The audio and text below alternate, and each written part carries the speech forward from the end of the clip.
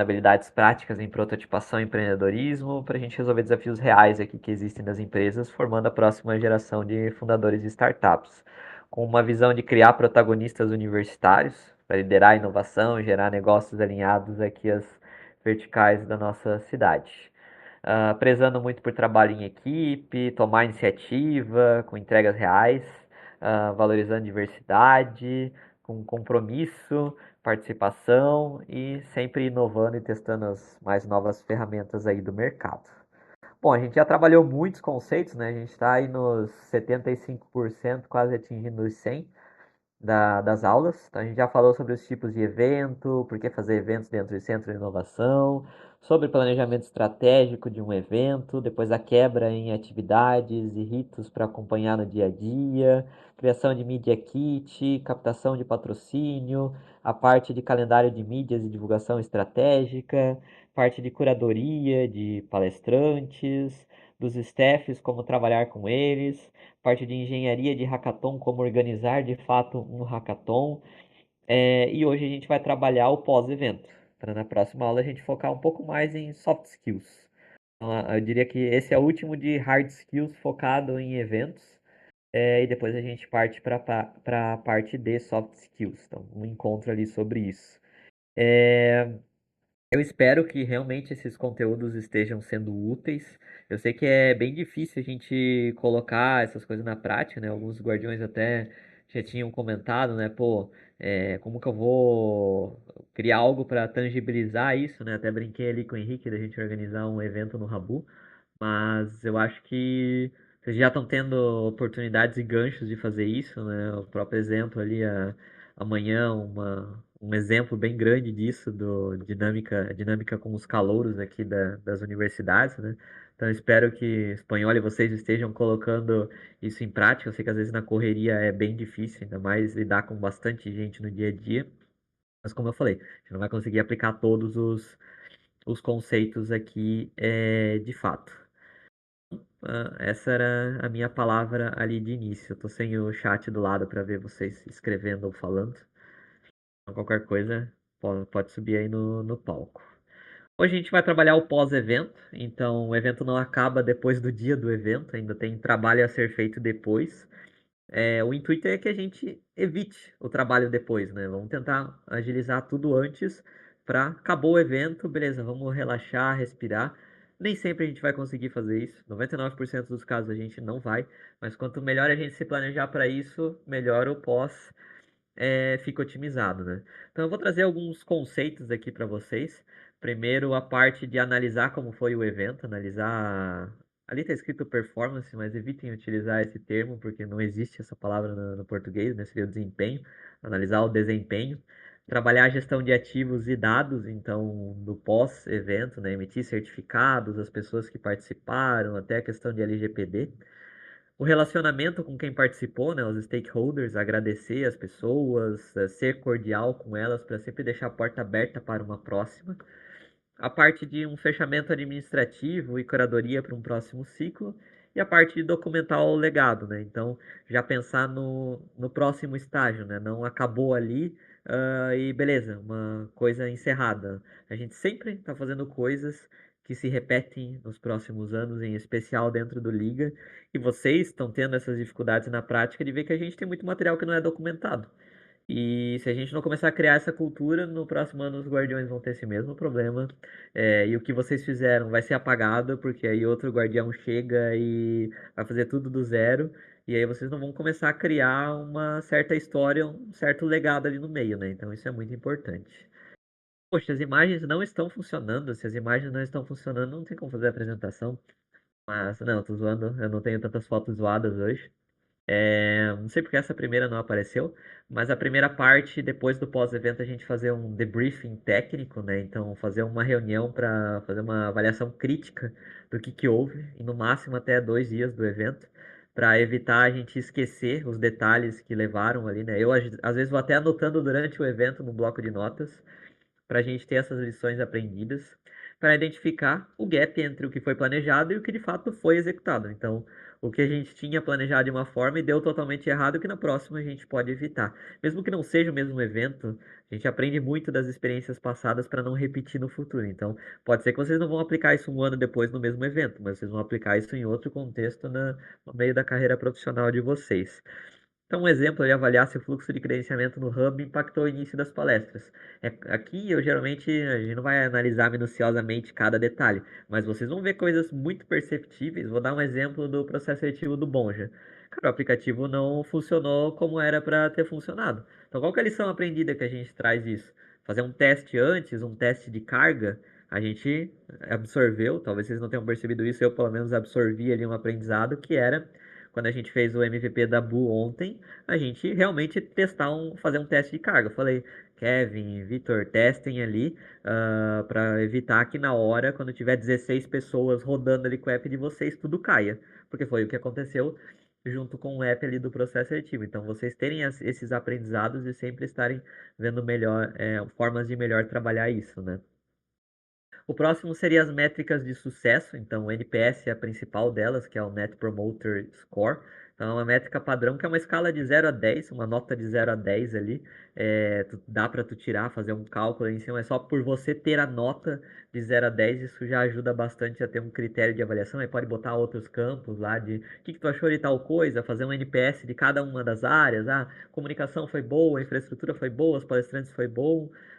Dá para explorar o universo nesse sentido, mas não tem necessidade muitas vezes. Então, só uma nota de 0 a 10 já ajuda e disparar esse link o quanto antes, né? Porque assim como a nossa memória para avaliar o que passou, as lições aprendidas, a gente tenta fazer o quanto antes, as pessoas que participarem do evento também vão perder os micro detalhes ali conforme o tempo vai passando.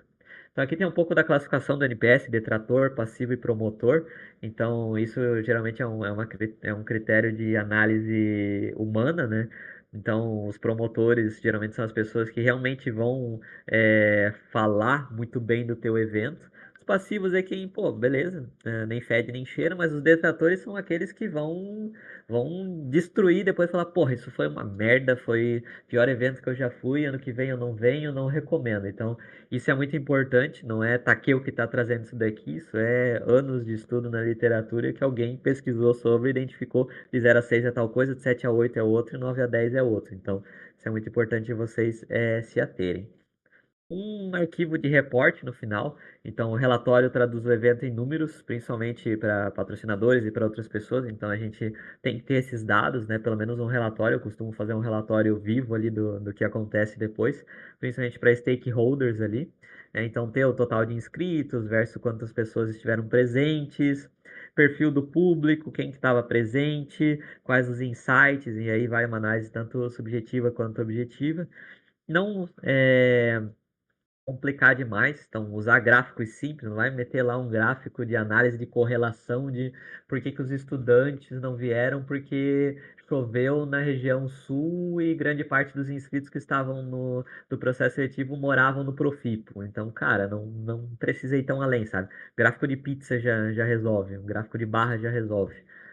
Então, pelo menos trazer esses dados ali. Eu vou dar um exemplo do relatório aqui do Inova Boreal, que eu submeti para o Sebrae ali depois, que falou um pouco. Quem foram os patrocinadores do evento, como foi a metodologia, as datas, o que aconteceu em cada um dos encontros e foi trabalhado, sobre o pitch final acontecer no dia 11 de dezembro, as empresas juniores que foram aceleradas durante o programa e quais eram as suas instituições, quais eram ali quais eram as universidades, aqui até um pouco de valores, etc. e tudo mais.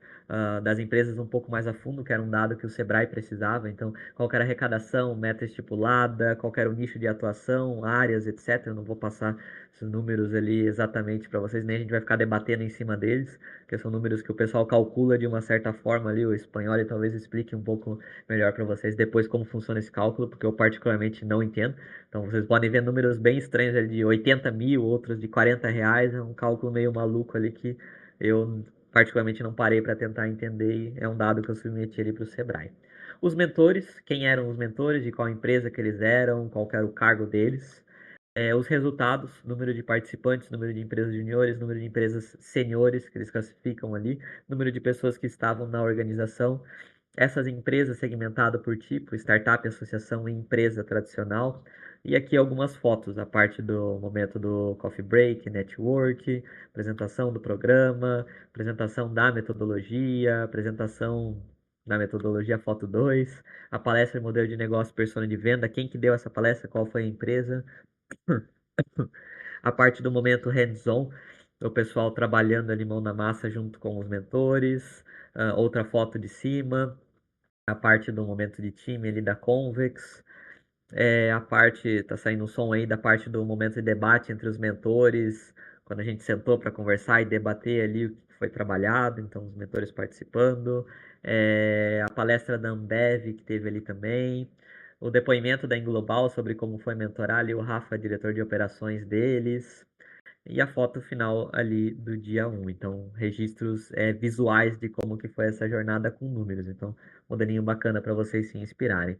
E a parte de governança de dados e LGPD, então isso é muito importante, eu já frisei nessa tecla algumas vezes com vocês, sempre que a gente criar um formulário no Luma, a gente colocar que está em conformidade com o termo de aceite do Ágora, porque depois a gente sobe isso para uma outra base de dados centralizada, onde a gente pode disparar outros convites também. Então, a base de dados do Ágora ela é gigantesca, porque tem desde empresa, universitário que vem aqui, gente que loca espaço de evento, gente que participa de programas, vocês da Liga estão ali no meio também, e a gente utiliza o RD Station para isso. Então, no final, a gente sempre sobe esses dados lá para dentro, para estar tudo em conformidade, porque a gente tem um setor de compliance aqui dentro, a gente tem fiscalização que vai olhar esses dados, por estar dentro de uma estrutura, e seja uma startup ou uma grande empresa, precisa ter isso daqui muito bem trabalhado. Não é algo para a gente atentar-se tanto e ficar, nossa senhora, o mundo vai morrer se a gente não fizer tal coisa, mas é um ponto de atenção muito importante para a gente levar em consideração. A única coisa que eu diria é no final a gente ter uma planilha com esses dados e vocês podem mandar direto para mim, estando ali no Simpla já é bacana. E pelo menos higienizar a planilha, o que isso significa, tipo, eliminar dados duplicados, nomes, tipo, pessoas que fizeram duas inscrições, ou sei lá, e-mails errados, enfim, dá pra gente melhorar um pouco também ali. A parte de automação de certificado, a gente tem o Certific Edu, então a gente utiliza essa plataforma para estar enviando os certificados e já deixar isso tudo pronto para a gente só enviar no dia. Então, deixar o layout pronto para que o disparo já aconteça no dia seguinte. No caso, Certificado, a gente consegue até gerar um QR Code para o próprio palestrante colocar isso na apresentação dele e já gerar o certificado na hora. Então, aí evita mais um passo que é depois ter que mandar uma caralhada de e-mail ali automático depois. Agradecer os stakeholders, né? Então, sempre manter as portas abertas, fazer um follow-up de imediato. Então, mandar uma mensagem personalizada para eles por WhatsApp, agradecer por e-mail, ter algumas fotos ali onde eles apareçam. Ahn, o objetivo disso é consolidar, né, a parceria, sempre deixar as portas abertas, como eu falei. E vou trazer uma coisa importante, só para vocês terem de detalhes e como isso fica um pouco chato. Hoje, por exemplo, a Sara da ProRim, ela veio perguntar, tá aqui, ó, tirou alguma foto, algum vídeo da visita ontem que eles vieram ali? E a gente acabou deixando passar uma pessoa. E, tipo assim, foi bem a pessoa que pediu, ninguém mais pediu. Então, eu sou uma pessoa muito sortuda nesse sentido, né? Mas aí ficando uma situação chata de, pô, não tenho, e tinha de todos os outros ali, então é um ponto assim para a gente também levar em consideração, né? Agradecer no outro dia, falar, pô, obrigado por, no caso da visita, nos ter recebido, aqui tá a foto de você, etc. Obrigado e espero poder contar contigo numa próxima oportunidade. Então, sempre manter a política da capivara, né? Que eu costumo falar. A parte de visibilidade e clipping, tá bem triste que essas fotos não estão aparecendo e carregando. Que triste. Eram fotos muito boas de vocês. Tem que usar depois de novo em outra apresentação. A parte de visibilidade e clipe, então a gente tem o Agora News, então a partir do relatório que a gente tem, caminha para o Join Valley, caminha para o Agora, para que eles utilizem isso para fazer comunicações oficiais. Então, o Join Valley muitas vezes divulga aí nas mídias e tudo mais, que ele tem esse papel articulador no ecossistema, mas as universidades, por exemplo, pô, fazer um evento, assessoria de comunicação da UDESC, falar lá. Então, por exemplo, vou dar um exemplo, o Espanhol. Passou a visita amanhã, o Espanhol poderia disparar para a assessoria de comunicação, falando que através do Liga, a gente organizou uma visita dos calouros aqui, colocar um depoimento lá do Espanhole, tipo, ele atrás, tipo, uma foto falando, etc, porque é um estudante da UDESC participando, entendeu? Então, isso é muito bacana e a gente consegue acessar e fazer com que as coisas não fiquem só no aconteceu e não apareçam para os outros, né? O famoso quem não é visto não é lembrado. A parte de gestão de comunidades e redes sociais, então tá muito marcada essas duas ali, uma casa com a outra, a parte de assessoria de comunicação e a parte de redes sociais. Então sempre a gente repostar stories dos participantes, responder comentários, não deixar o pessoal no vácuo, fazer uma postagem de melhores momentos depois, marcar as empresas que estiveram presentes para gerar engajamento nas redes sociais e até pertencimento delas para se sentirem pertencentes ali com o evento. A parte de curadoria de ativos, então organizar o drive da liga, não só tacar as coisas, e eu também peco muito nisso, eu só taco lá dentro em algum lugar. Muito importante a gente organizar, segmentar, pelo menos dia um, dia 2, dia 3, e a gente ter isso organizado, disponibilizada para os participantes, para o palestrante, com todas as fotos do evento. Muitas vezes o pessoal quer fazer um post ali, quer, enfim, divulgar que também estava presente, e aí já ter tudo isso num só lugar. Então, até se possível, padronizar o nome dos arquivos, ano, mês, dia, nome do evento, a foto, mas aí é um nível muito extremo ali. A parte de prestação de contas, então finalizar todos os pagamentos pendentes. Então, fornecedores, de brinde, infraestrutura, porque isso uma hora, querendo ou não, a gente vai ter que fazer. Então, vou dar um exemplo muito importante ali. Quando a gente fez o happy hour e a gente teve a planilha ali de prestação de contas. Isso é uma prestação de contas. Então, alguém foi lá e fez, no caso, o espanhol, fez a prestação de contas, tá lá, tá visível para todo mundo, botou a taxa de serviço dele ali no meio, mas a gente não vai entrar nesse critério ali no momento, mas é um exemplo de uma prestação de contas. Então, dá para ir até além, que é o ideal, que é colocar CNPJ, que é colocar anexar as notas fiscais e etc. Aqui tem um exemplo, mas vocês têm um bom exemplo aí que é a própria planilha do espanhol. Eu estou usando muito ele como exemplo, né? Acho que isso vai ter consequências no ego da criança, né, Rafa? Acho melhor eu parar um pouco ali. Tô alimentando um monstro. O evento como alimentador do próximo, então sempre pensar no o próximo passo, então save the date, já falar, pô, vai ter ano que vem de novo nesse mês, pelo menos dar uma palhinha e ir aquecendo as coisas. Então, tudo pensar numa visão macro de como as coisas se conectam enquanto estratégia. E a parte novamente de sucessão, né, que eu falei, deixar o legado. Então, ter um registro operacional para que um próximo guardião assuma a liderança de um projeto, sem começar do zero, um manual, um playbook, e atualizando e a gente ter esses materiais. E a parte de conclusão e próximos passos ali. Então, o pós-evento é o que separa realmente quem é amador em organizar as coisas de quem é profissional. Então, ter essas entregas ali bem consolidadas. Então, ter tudo organizado, fazer um pós-evento muito bom de comunicar com os palestrantes, agradecer todo mundo, é uma parte essencial que a maioria das pessoas não olha e é imprescindível a gente fazer também. Vai mostrar o profissionalismo ali do que só fazer por fazer e fazendo e fazendo e fazendo ali no dia a dia. Gente, alguém tem alguma dúvida aí? Que pena que as fotinhos não estão carregando essa foto aqui, era muito boa.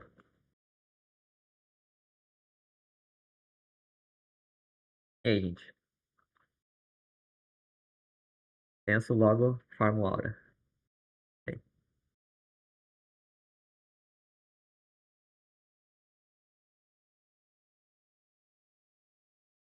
apresentação ficou com 467 slides, bastante coisa. Ó, gente, essa é a foto que eu terminei ali. Ai,